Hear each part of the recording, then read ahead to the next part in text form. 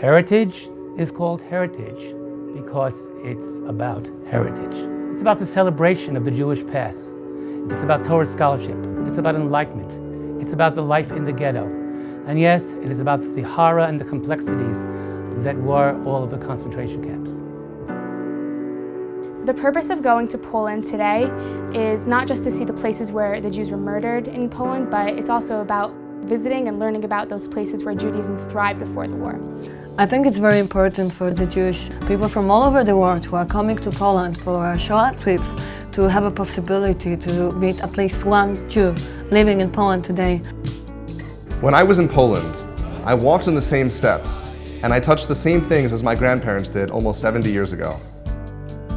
The student on a heritage seminar is exposed to a symphony of highly qualified educators that have worked together as a team for the past 20 years, and we believe we have almost perfected the ultimate Jewish Poland experience. We confront the idea of ordinary people in extraordinary circumstances.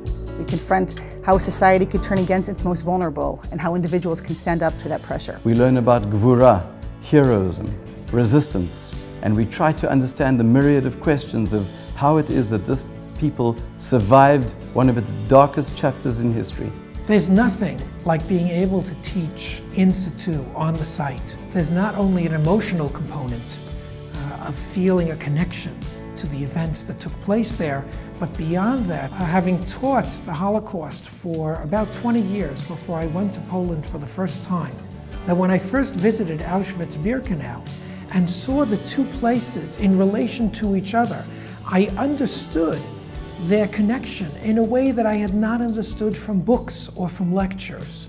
This trip gave me a sense of tremendous Jewish pride, and by returning to those places from where our ancestors were murdered, our continuity and perseverance as a Jewish nation was emphasized. The goal of the Heritage team is to support the journey of every single participant. We learn and we embrace the richness, the beauty, and the passion of our nation in its glory and its splendor, and later in its struggle for survival. And when we visit these places, we don't just visit them with a textbook and learn about it as the past. We try to relive the spirit that was then, whether it's Torah learning, whether it's prayer, whether it's dancing and singing. And not only do we visit the past, but we try to figure out where do we go from here? What do we take with us? And how do we use this journey for the future of the Jewish people? It means internalizing the questions. Where did I come from? Where am I now? Where am I meant to go? And how am I going to get there? How is this experience in Poland meant to affect me for the rest of my life? The most important thing we can do in Poland is not necessarily to cry. The most important thing we can do in Poland is learn.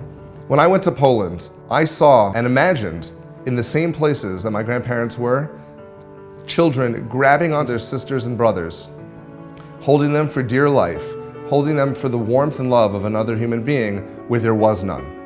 I saw how reliant they were on these very relationships that I take for granted almost every day. The lights were dim when I walked into the barracks, so I couldn't see anything. But as I stepped over the threshold, the smell of shoes hit me hard. I walked down the aisles and I put my hands through the grates and I felt the shoes. I saw red high heels and kids' shoes and men's dress shoes. For the first time since I was in Poland, I really felt that these were real people and that they lived lives, and I was able to see them as not just stories. It's a sight that I'll remember forever. It's a bittersweet experience.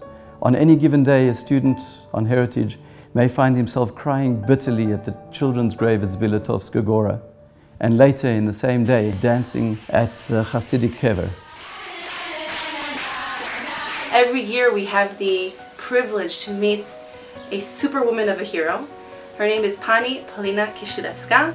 This year I was fortunate enough to meet a young woman. She says to me, I can't wait to meet Polina. My grandfather is Emek Shapiro, and I almost fell off my chair. Emek Shapiro was the boy who Pani Polina Kisielewska saved over 70 years ago. To see the reunion of a woman who saved many Jews and to meet the fruits of her labor was an epic moment in time. Heritage. It's about the past, it's about the future, it's about you.